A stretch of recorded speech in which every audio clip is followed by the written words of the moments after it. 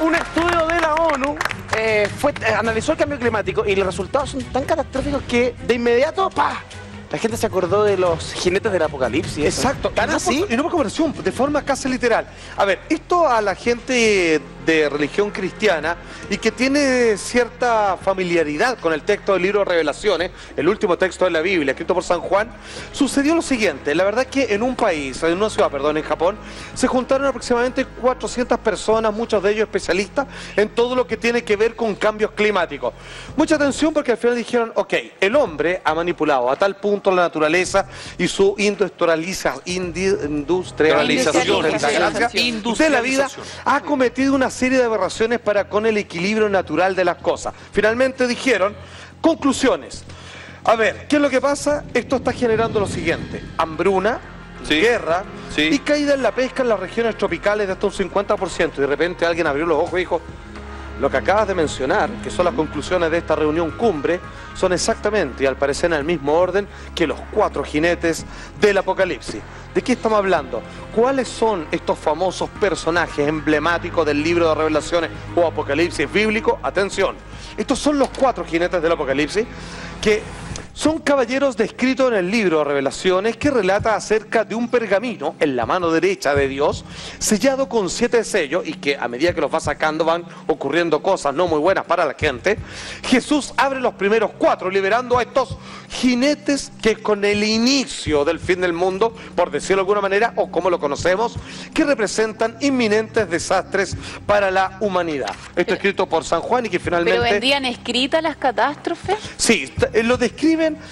Hay que entender que la Biblia se maneja con muchas metáforas, con un imaginario colectivo. Pero igual el apocalipsis es un poco más directo, porque habla igual de pestes, igual es más, no tan poético. Claro, pero por otro lado también se refiere a bestias, dragones, con tanta cantidad de cuernos, refiriéndose a instituciones. Sí. Entonces está mezclado lo literal con lo simbológico. Perdón, y una vez que todos los jinetes del apocalipsis son liberados y llegan a la tierra y causan la estación, es el día del juicio, ¿no? Ahí vienen un par de cagazos más, así por decirlo en buen chileno, y de ahí, claro, viene una muerte multitudinaria de personas, y en los que finalmente el Hijo de Dios, el Hijo del Hombre también como se le llama, gana, y son resucitados los justos y los otros condenados de por vida, y con el diablo mandado al final de tango y tan y todo. Vamos uno por uno, amigos míos.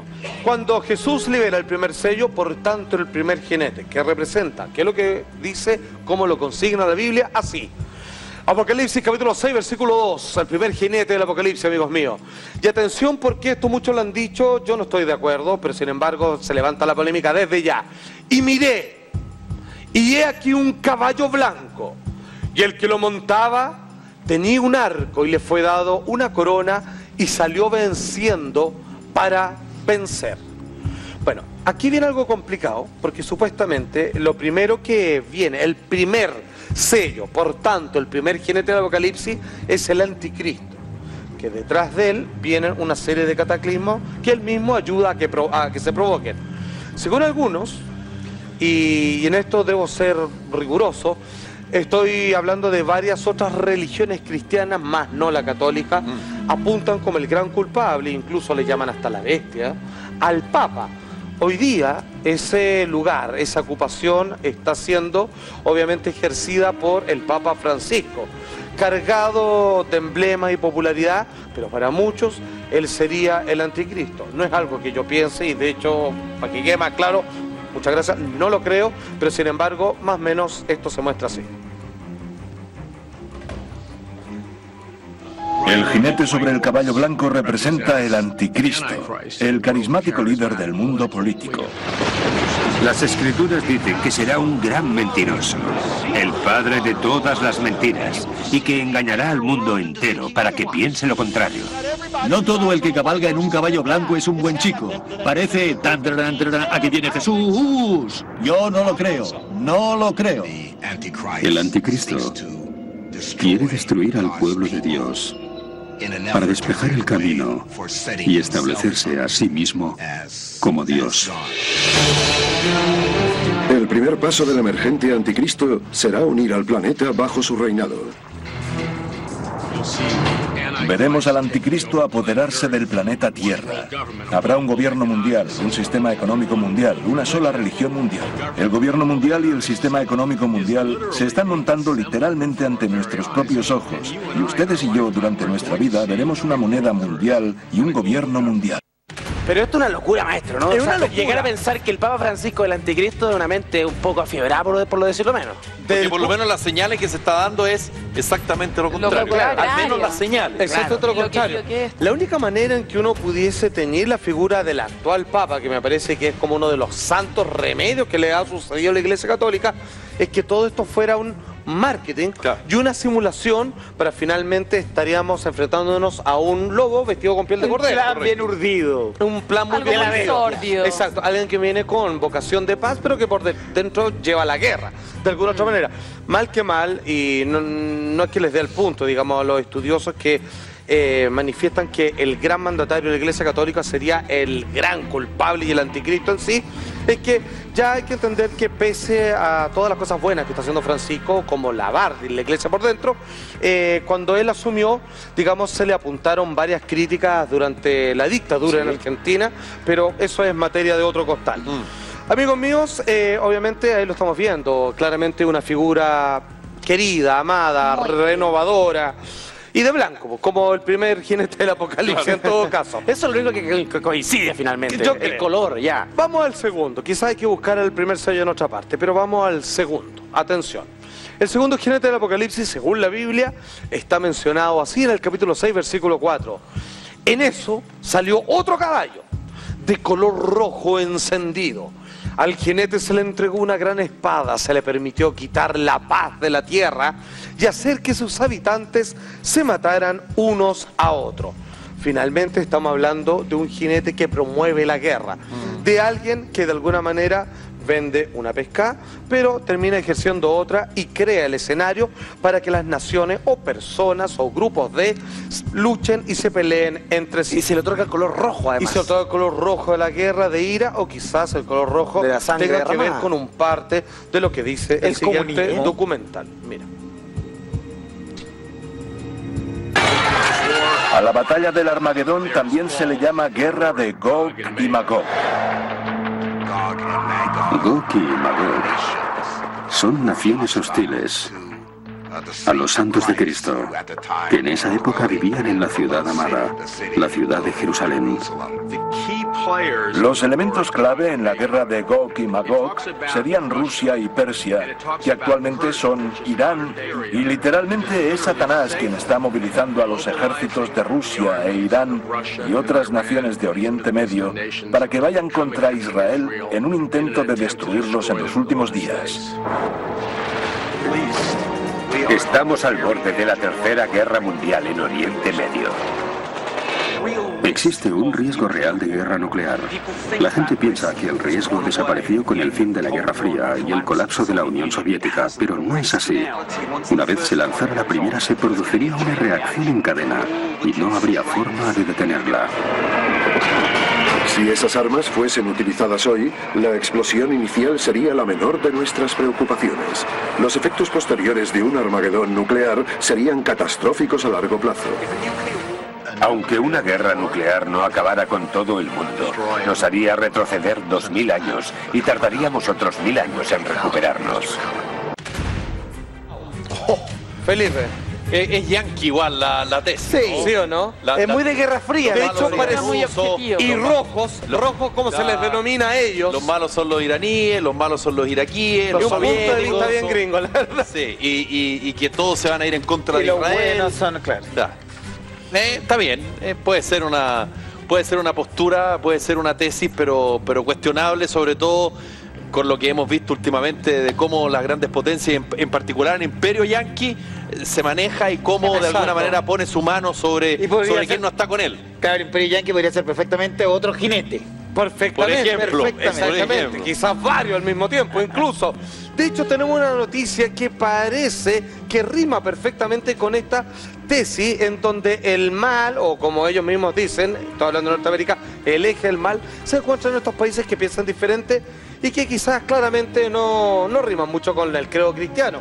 Pero atención con esta noticia, por favor.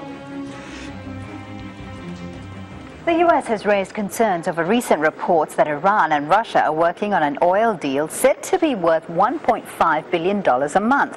Now, the deal would significantly boost Iran's oil exports. The White House says the swap could threaten the nuclear agreement between Iran and 6 world powers. Cada vez que aparece esto me hace un poco de ruido. El escenario parece que está montado, o más bien dicho, está traducido para que nosotros los occidentales entendamos como que aquí hay dos bandos, los buenos y los malos. Y por lo tanto a los malos hay que hacerle lo que sea. Y claro, y como que estamos, como que Dios es mi copiloto, claro, y como que deberíamos atacarlo. Yo no digo que el otro sean los buenos y nosotros los malos. Yo simplemente quiero decir que malo es, como dice la palabra Satán, aquel que divide y comienza a apuntar a los demás respecto a quiénes son los enemigos. Entonces, yo creo que aquí está el problema, hay que ser bastante precavido respecto a quienes apuntamos como los jinetes del apocalipsis. Sin embargo, para los tipos que estuvieron en la convención, todo esto calzaba, pero perfecto. Y en esta historia, en esta teoría, no hay que olvidarse de lo que está aconteciendo en Ucrania con Crimea, sí, y cómo las dos grandes potencias se han puesto cacho contra cacho, sí, y finalmente ponen al mundo en una balanza. Para eso hay que empezar más. Estamos al borde de un conflicto. Y Estados Unidos trata de vender la pescada como que Rusia, con su actitud con Ucrania y en particular con Crimea, invasiva, imperialista. Hay que ser bien cara raja, claro, perdonando la expresión, porque ¿qué es lo que hacen a cada rato ellos? Di va en contra de mis intereses, Di va en contra del equilibrio ganado después de la... O sea, no el equilibrio ganado, sino de alguna manera la hegemonía lograda después de la caída del muro de Berlín. Pero no me vengan a hablar de imperialismo, de expansión o de aprovechamiento, porque Estados Unidos, o sea, podríamos estar un programa entero hablando de cuántas veces ha invadido militarmente, la mano hasta la cocina, con inteligencia, con dinero, con guerrilla, con paramilitares, países o naciones que no están de acuerdo con su hegemonía. Desestabilizando gobiernos, olvídate. A ver, me gusta lo que se ha hecho en este panel hoy en día, en este gran programa, porque finalmente de alguna manera estamos cuestionando, colocando en perspectiva lo que otros quieren hacerlo ver como una tautología, como algo que solo es así y ya está. Sin embargo, lo que parecen estar de acuerdo de esta gente que se juntó, digamos, para ver los desastres ecológicos en el planeta, es que parece que estamos leyendo la Biblia misma. Pues bien, tenemos un tercer jinete del apocalipsis, son 4, acuérdense, y el tercero, según la Biblia, haría lo siguiente, y esta es su descripción. Miré, Apocalipsis capítulo 6, esta vez del versículo 5 al 6, y apareció un caballo negro esta vez. El jinete tenía una balanza en la mano, mira, y oí como una voz en medio de los 4 seres vivientes que decía: 1 kilo de trigo o 3 de cebada por el salario de un día, pero no afectes el precio del aceite y del vino. Bueno, es bastante específico, es una pequeña clase de economía respecto a qué cosa venderla más cara, sí, y qué cosa pasarla como necesidad primaria y que no hay que tocarla porque ya está completamente la dependencia instalada. Claro. Una cosa bastante rara. Sí. ¿A qué se hace referencia el tercer jinete de Apocalipsis? Al hambre, a la escasez, a la mala distribución de los elementos, claro, al abuso de los cobros de los mismos, a la manipulación de los alimentos, todo lo que tiene que ver que puede provocar hambre o un desequilibrio entre el reino animal, vegetal y nuestro. ¿Pero por qué habla del aceite y el vino? ¿Por qué las frituras y el trago lo deja aparte? Es que es raro lo que hace, parece que ese es como el negocio de ellos y lo otro, digamos, no el lo vino, sé. La sangre de Cristo, exactamente, el aceite con que lo ungen también, sí, puede ser un montón de cosas. El aceite no necesariamente pensado como lo ocupamos nosotros, digamos. Para las fritangas. Claro, sino que el aceite para purificar, para limpiar, por ejemplo. Sin embargo, el tema, el core central de todo esto tiene que ver con el hambre. ¿Y qué es lo que estamos viendo hoy en día? Atención. El caballo negro representa el hambre y la escasez de alimentos. Y como resultado, morirán cientos de millones de personas. El número de países que actualmente experimentan escasez de alimentos es muy superior al de hace solo un par de décadas. Nos abocamos a una hambruna mundial sin precedentes en la historia de la humanidad. Cuando empezamos a hablar de tantos millones de personas que no tienen nada o casi nada para comer, se activa el factor miedo, y el miedo es irracional. Entonces no hay normas de comportamiento que valgan. Empiezan los tumultos, los saqueos, los ataques y la gente se mata. Los sistemas de gobierno no serían capaces de evitarlo.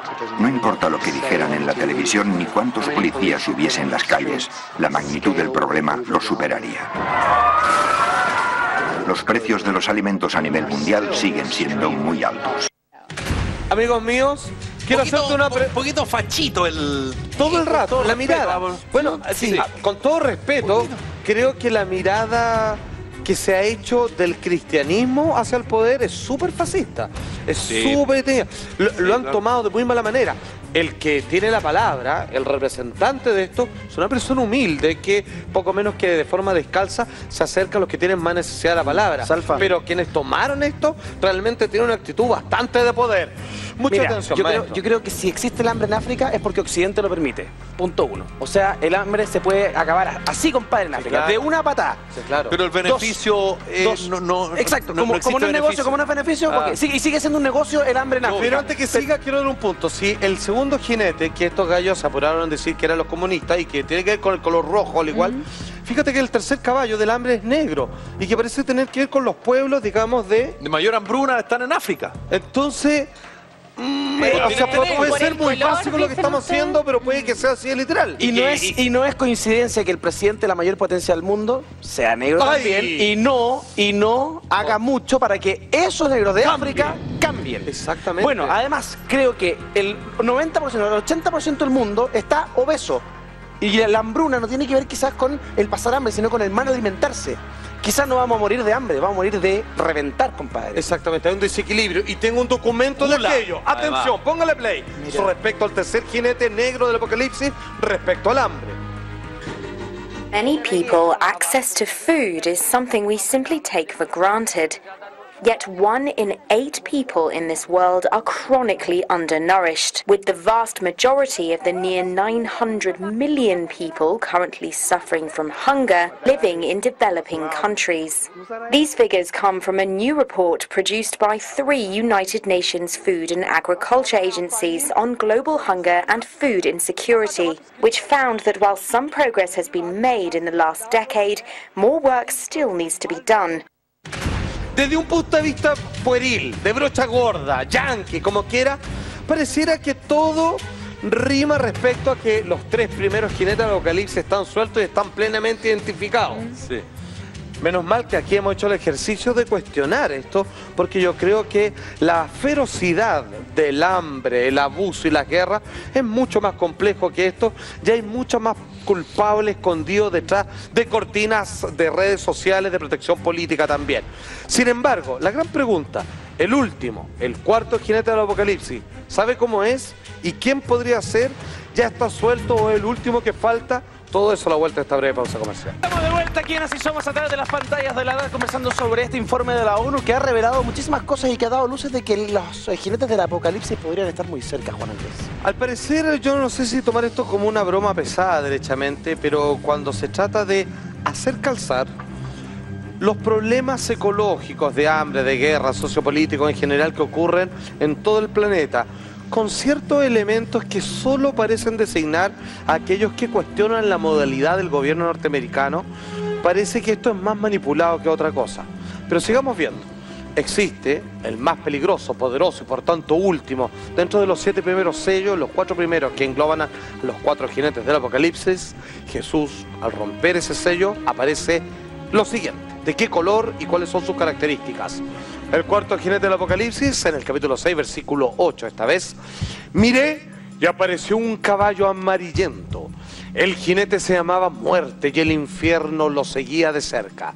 Y se les otorgó poder sobre la 4ª parte de la tierra para matar por medio de la espada, el hambre, las epidemias y las fieras de la tierra. O sea, no se referirán a los chinos, ¿no? No, no creo que sea tan literal. ¿Literal? O sea, si los rojos eran comunistas, los negros, el Congo... Ojalá que no. Yo creo que no. Pero fíjate que algunos dicen que esto se hace referencia a más un poder industrial como el de las farmacéuticas y que las epidemias, el invento de o los falsos remedios para combatir tal o cual cosa han generado un estado de enfermedad global. Incluso aquellos que estaban sanos se han dedicado a enfermarlos. ¿Será eso la gran conspiración final de todos los tipos de guerra silenciosa donde uno todos los días se acerca, se mete a una farmacia para comprar lo que lo mata en vez de que lo sana? No lo sé, pero al menos es lo que plantean algunos. ¿Cómo sería o ya está siendo el cuarto jinete del apocalipsis que trae enfermedades? Atención.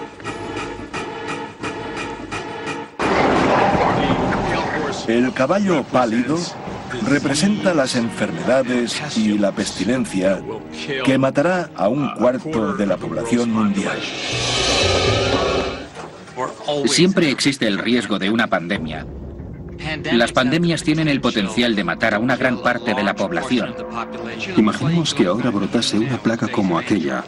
Cuando todo el mundo viaja en avión, el verdadero problema de una pandemia es la rapidez con que se extiende por todo el mundo. Si una persona infectada circulara por un aeropuerto importante, todo el aeropuerto correría el riesgo de infección. La enfermedad se propagaría a todos los rincones del mundo. Existen muchos tipos de amenazas de terrorismo biológico. Puede ser ántrax, botulismo, viruela, puede ser mediante cualquier agente biológico. La perspectiva de una guerra biológica no es inminente. Yo creo que esos virus ya han sido diseñados. Están aquí. La pregunta es, ¿cuál van a utilizar? O sea, sin lugar a dudas. ¿Quién más bien? Siempre se ha dicho que en materia de informática, de ordenadores, computadores personales, cada vez que aparece un antivirus es porque justo antes apareció un virus letal y que uno necesita el antivirus, digamos, para tener tu computadora a salvo. Siempre se ha dicho también Bueno, lo mismo que los virus los crean los que posteriormente hacen el antivirus. La gran pregunta, ¿nos están enfermando para vendernos remedios o sencillamente hay una gran cantidad de personas benévolas que por un alto precio están dispuestos a curarnos de aquellas cosas que nos trae la naturaleza? Hay un video que explica que cada vez las bacterias y todo tipo de enfermedades están siendo más difíciles de erradicar.